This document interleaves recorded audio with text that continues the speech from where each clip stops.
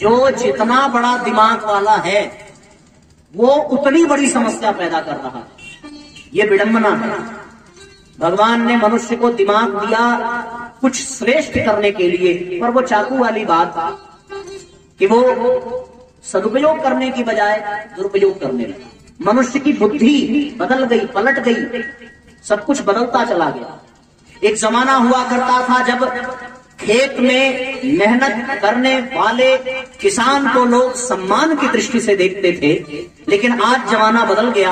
आज उसको हेय दृष्टि से देखा जाता है और सम्मान की दृष्टि से उसको देखा जाता है जिसको कभी पसीना ना हो, जो केवल टाई बेल्ट लगा करके अपने कमरे में एसी में बैठा हो, जिसके पास कोई काम ना हो, जो केवल सिगरेट पीता हो, वो आज सम्मान का भागीदार है। और जो इस राष्ट्र की उन्नति में मेहनत करे उसको सम्मान नहीं मिलता। ये वर्तमान दृश्य है। मनुष्य का मस्तिष्क बदल गया, सोचने का तरीका बदल गया। आजकल लोग स्वभाव पर नहीं जाते, आजकल लोग सामर्थ्य पर जाते हैं। जब आप लड़की की शादी ढूंढने जाओ तो फिर लड़के का स्वभाव कैसा है ये देखने की बजाय उसका सामर्थ्य कैसा है ये देखने का लोगों का दृष्टिकोण हो गया। और फिर परिणाम ये निकला कि अकेले अमेरिका में एक साल में 19,300,000 शादियां हुई। और ये आंकड़ा निकाला गया कि उसी एक साल में जो 19,300,000 शादियां हुई उसमें से 5,07,000 शादियां तलाक में बदल गई। ये परिणाम निकला। और ये क्यों हुआ? केवल मानव मस्तिष्क के कारण। और वो क्यों? क्योंकि उसने विवाह से पहले स्वभाव नहीं देखा, सामर्थ्य देखा। कितनी ऊंची पद है, कितना ऊंची पोस्ट है, कितनी इनकम है, आदि आदि बातें। ये भैया विकास का परिणाम है। और ये केवल मानवीय मस्तिष्क के कारण और उसकी दुर्बुद्धि के कारण। जिस प्रज्ञा पुराण को सुनने के लिए हम लोग यहाँ पर उपस्थित हैं, ऐसा नहीं है कि ये बातें इसमें नहीं हैं। आप प्रज्ञा पुराण के प्रथम खंड को और प्रथम अध्याय को उठा करके देखना, जो मैं बता रहा हूँ वो सब उसी में है। बस उदाहरण बदल सकता है, आंकड़े बदल सकते हैं, पर विषय बिल्कुल वही है। मैं अपने विषय से भटका नहीं हूँ, मैं बिल्कुल अपने विषय पर हूँ और प्रज्ञा पुराण ही सुना रहा हूँ। उसमें दी गई ये बातें प्रज्ञा पुराण में ही स्पष्ट रूप से कहा गया है कि मनुष्य जो सोचना चाहिए था वो नहीं सोचता, जो कहना चाहिए था वो नहीं कहता, जो खाना चाहिए था वो नहीं खाता, जो पीना चाहिए था वो नहीं पीता। सब कुछ बदल गया। जो नहीं पीना चाहिए था वो पीने लगा, जो नहीं खाना चाहिए वो खाने लगा, और जो नहीं सोचना चाहिए वो सोचने लगा। बिल्कुल अर्जुन की तरह, जैसे अर्जुन कुरुक्षेत्र के मैदान में अपने गांडीव को रख करके अपना आत्मसमर्पण करता है कि हे केशव, सामने मेरे ताता है, ताऊ हैं, बड़े पिता हैं, मित्र हैं, भाई हैं, हम इन पर कैसे वार करें। भगवान कृष्ण यही कहते हैं कि अर्जुन असोच्या नन्म सोचस्तम प्रज्ञावादांश भाससे गतासून गतासूंश नानु सोचन्ति पंडिताः। तुम्हें जो सोचना चाहिए तुम वो नहीं सोच रहे हो। जीवन बदल गया, सोच बदल गई लोगों की। और सोच तो महाराज ऐसी बदली कि मैं आपको क्या बताऊं। इतने प्रमाण दे सकता हूं, इतने प्रमाण दे सकता हूं कि आप भी स्वीकार कर लोगे कि हाँ भैया मनुष्य की सोच बदल गई है। आपसे एक प्रश्न पूछूं, जवाब दोगे? क्यों भाई पांडे जी? चलो मैं आपसे पूछता हूं, एक बात बताओ, सब्जी बेचने वाले को क्या कहते हैं? हिंदी में ही बताओ ना, अंग्रेजी में नहीं। सब्जी बेचने वाले को सब्जी वाला ना, हाँ ये बढ़िया है। दूध बेचने वाले को दूध वाला, सब्जी बेचने वाले को सब्जी वाला, दूध बेचने वाले को दूध वाला, राशन बेचने वाले को राशन वाला। सब्जी खरीदने वाले को सब्जी वाला नहीं कहते, दूध खरीदने वाले को दूध वाला नहीं कहते। लेकिन मनुष्य के सोच की विडंबना देखिए कि जो कूड़ा फेंकता है उसको कूड़ा वाला नहीं कहा जाता, जो कूड़ा ले जाता है उसको कूड़ा वाला कहा जाता। देखो बदल गया कि नहीं दिमाग? बदला कि नहीं?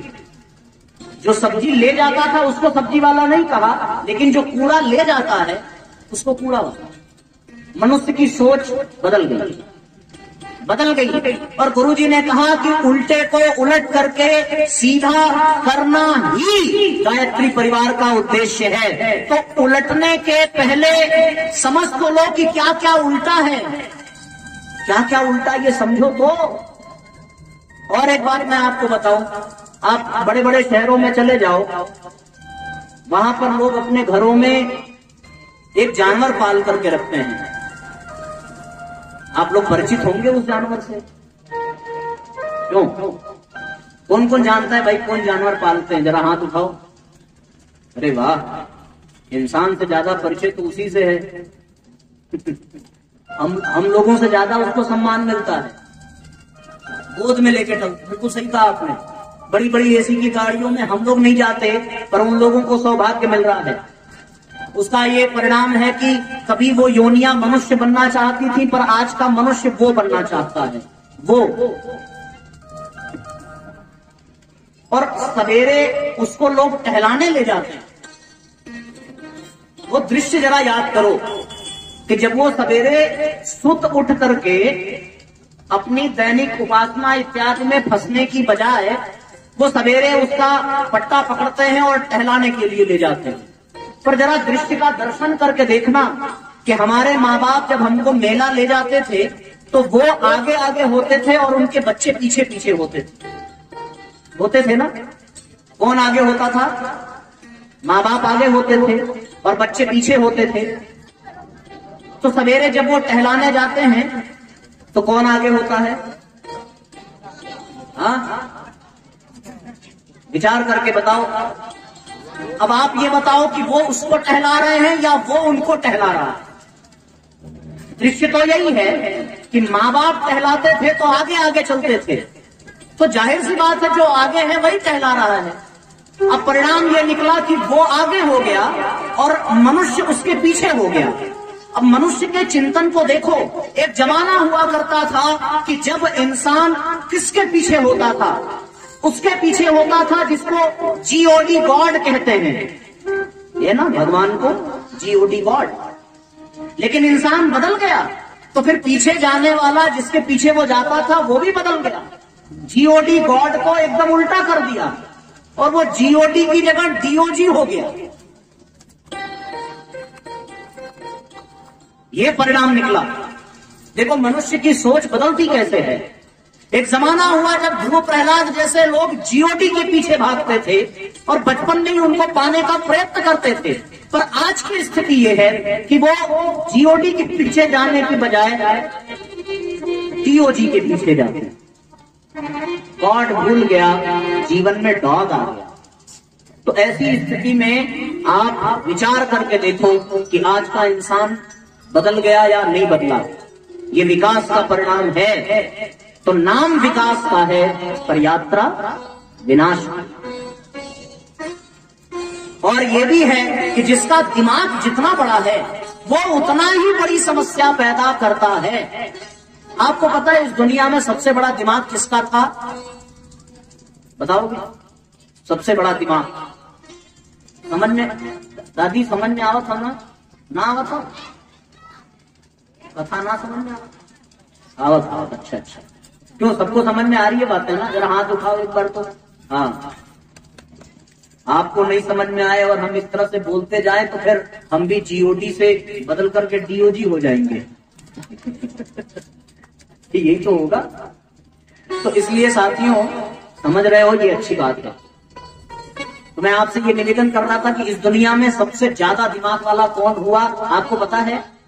सबसे ज्यादा दिमाग वाले हुए ब्रह्मा जी, क्योंकि उनके पास एक नहीं, दो नहीं, तीन नहीं, 4 मस्तिष्क था। और ब्रह्मा जी से भी बड़े हुए शिव जी, वो हुए चतुरानन, और शिव जी को कहते हैं पंचानन। उनके पास 5 मस्तिष्क। पंचानन से भी बड़े हुए उनके पुत्र खड़ानन, जिनको कहते हैं 6 मस्तिष्क वाले। और इन सबका भी बाप निकला दशानन, उसके पास आ गया 10 दिमाग। कितना जरा जोर से बोलो। देखा है कभी आप लोगों ने? अरे रामलीला में तो देखा होगा। कितना दिमाग होता है उसके पास? 5 इधर, 1 बीच में और इधर 4। सोचो बैलेंस कैसे करता होगा। इधर 5 तो जिधर 5 है उधर झुकेगा ही, इधर तो 4 ही बचा ना, एक तो बीच में है। तो मैं आपको बताऊं, कभी कभी ये सोचने वाली बात है। आप आज रात में जाना तो सोचना सोने से पहले कि जब वो सोता होगा और यदि उसका बेड सिंगल होगा तो फिर 2 ही 3 उसके दिमाग बेड पे होंगे, बाकी सब नीचे ही लटक रहा होगा। 10 दिमाग वाला जो जितनी बड़ी दिमाग लेकर चले उसके लिए उतनी बड़ी समस्या। अरे पागलों के लिए ये धरती बहुत अच्छी है, पर दिमाग वालों ने इस धरती को बर्बाद कर दिया। पढ़े लिखे वालों ने इस धरती को बर्बाद किया है। ये मिसाइलें, ये परमाणु बम किसी बेवकूफ ने नहीं बनाया, केवल और केवल पढ़े लिखे इंसान ने बनाया। ये युद्ध के युद्धोन्माद, ये दूसरे देशों पर कब्जा करना, ये बेवकूफों ने नहीं अपनाया, ये पढ़े लिखे और बड़े आदमियों ने अपनाया। और उसी में से एक 10 दिमाग वाला, तो वो अपने बिस्तर पे सो भी नहीं सकता, क्योंकि जिसका बड़ा दिमाग होगा उसको उतनी कम नींद आएगी, उसको उतनी चिंता होगी। और एक बात और आपको बताऊं, आप लोगों ने रावण की लंका नहीं देखी होगी, देखी है किसी ने? लेकिन उसके भी महल का जो दरवाजा है उसका साइज भी एक निश्चित मात्रा में ही होगा। अगर वो 10 दिमाग लेकर के जाएगा तो वो दरवाजे में घुस भी नहीं पाएगा। क्यों? 2-4 तो देहरी पे टकरा ही जाएगा। और हमें ये भी लगता है यदि वो अपने बीवी और बच्चों के साथ सोए तो बीवी बच्चों को तकिया लगाने की भी जरूरत नहीं, क्योंकि वो अगल बगल रहेगा ही रहेगा। ऐसी स्थिति में ये उसकी दशा है जिसके पास सबसे अधिक दिमाग था। मतलब आम इंसान से 10 गुना ज्यादा मस्तिष्क वाला वो रावण, जिसके बारे में हम लोगों ने सुना है, हम लोगों ने जाना है, वो 10 गुना मस्तिष्क वाला। और उसने काम कैसा किया? इंसान का जब दिमाग बदलता है तो फिर उसकी स्थिति कैसी होती है, ये विचार करके देखो कि दिमाग है 10 दिमाग बराबर, 10 गुना ज्यादा, और काम किया किसी वनवासी के पत्नी को चुरा लिया। ये कैसा दिमाग वाला हुआ? इससे अच्छा तो वो पागल होता, लेकिन उसके पास ये मस्तिष्क आया, ये दिमाग आया, और परिणाम ये निकला भैया कि वो ऐसा निकृष्ट काम कर गया जिसको नहीं करना चाहिए।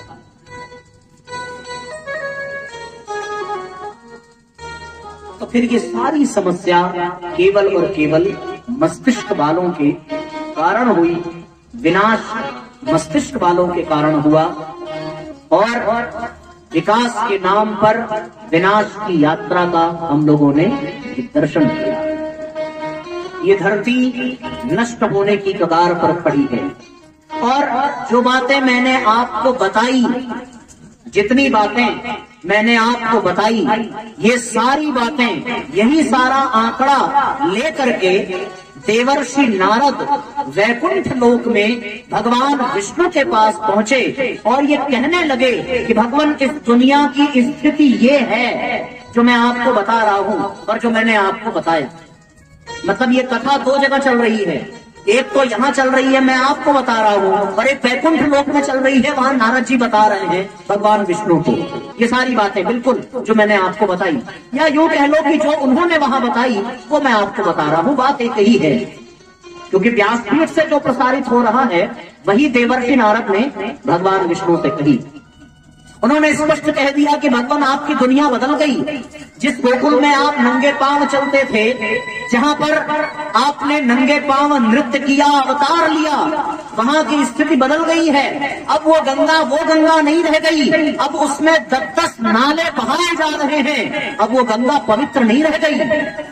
अब आपने गौओं का पालन करके अपने नाम को गोपाल कहाया, लेकिन अब इस देश में, इस राष्ट्र में गायों की हत्या हो रही है और गौ हत्या को रोकने के लिए संगठन बनाना पड़ रहा है। दुनिया बदल रही है। भगवान आपने एक द्रौपदी की लाज बचाई, पर आज अनेकों द्रौपदियों की लाज लूटी जा रही है। ये देश की स्थिति ऐसी है।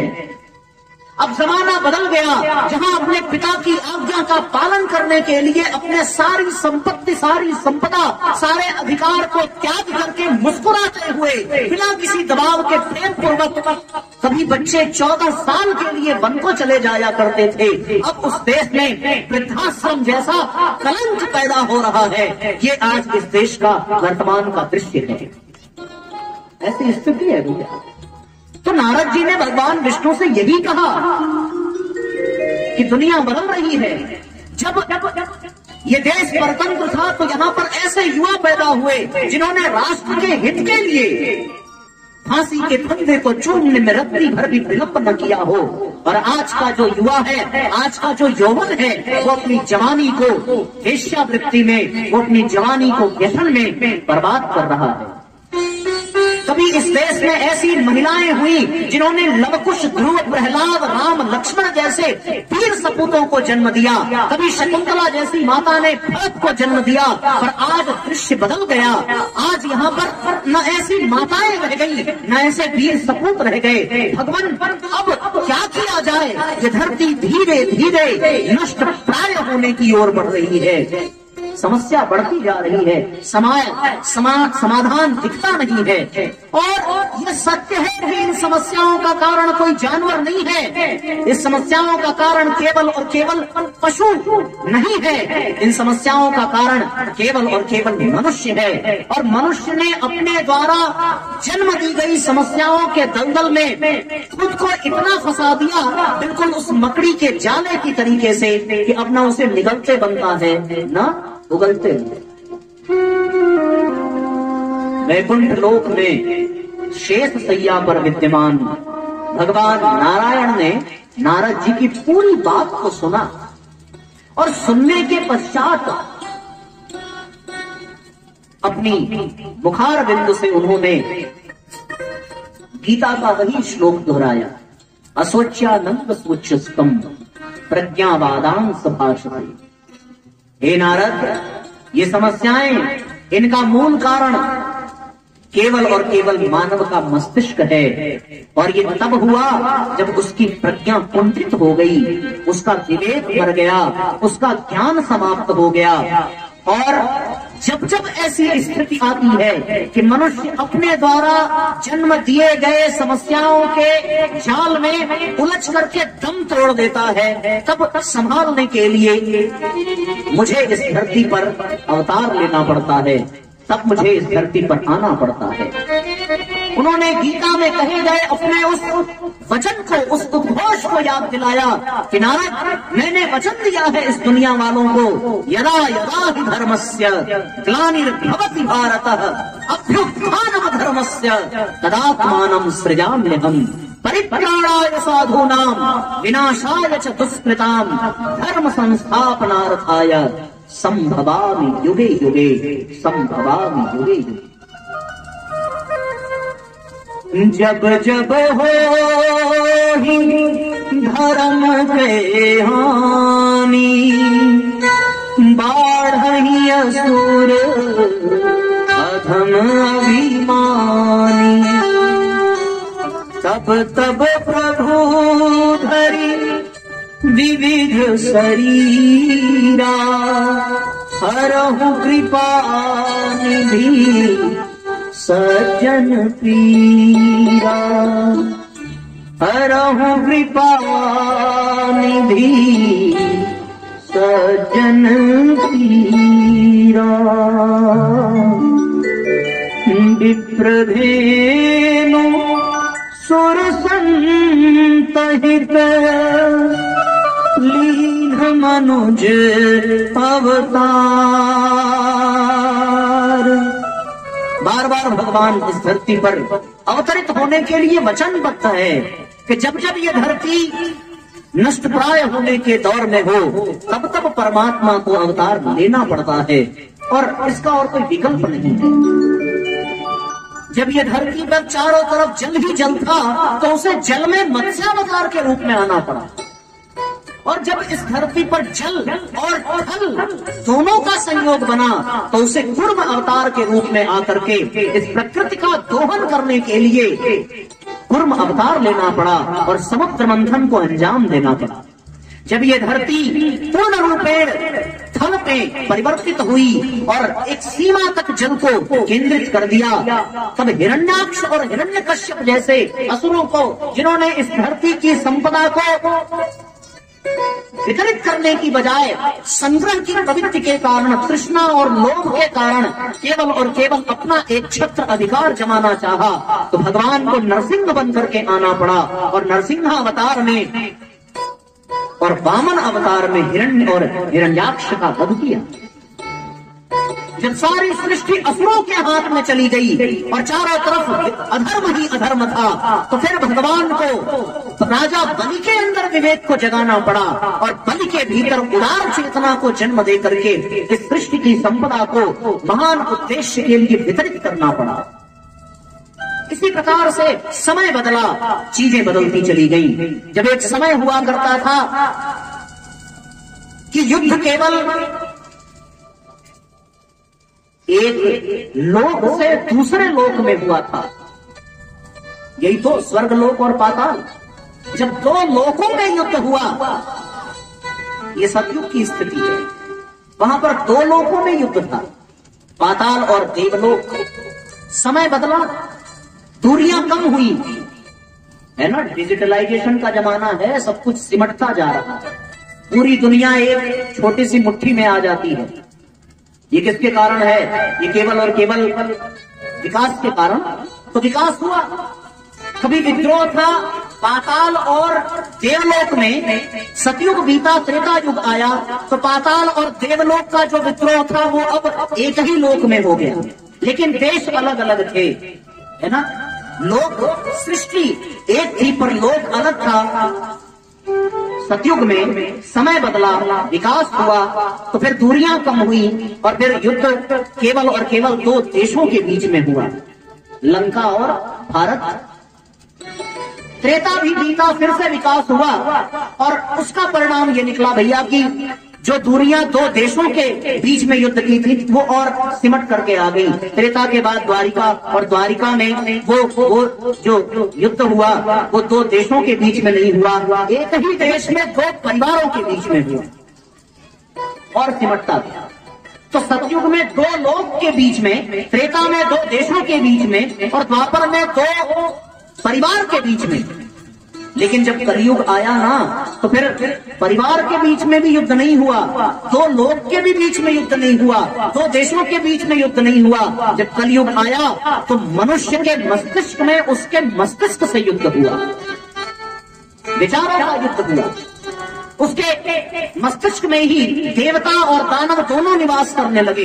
उसके चिंतन में ही देवताओं का भी चिंतन आया और असुरों का आया, दोनों का युद्ध हुआ। तो परमात्मा ने कहा कि जब देवता और असुर दो लोक में थे तो उस समय युद्ध हुआ, और त्रेता में जब वो दो देश में थे तो मैं राम बन करके आया, जब वो दो परिवार में हुए तो मैं कृष्ण बन करके आया, और जब देवता और दानव दोनों एक ही मस्तिष्क के भीतर विद्यमान हो तब मुझे प्रज्ञावतार के रूप में आना पड़ेगा और प्रज्ञा पुराण का माध्यम बना करके लोगों के इस युद्ध में देवताओं को विजय दिलानी पड़ेगी। उस वचन को पूरा करने के लिए परमात्मा ने प्रज्ञावतार की योजना बनाई।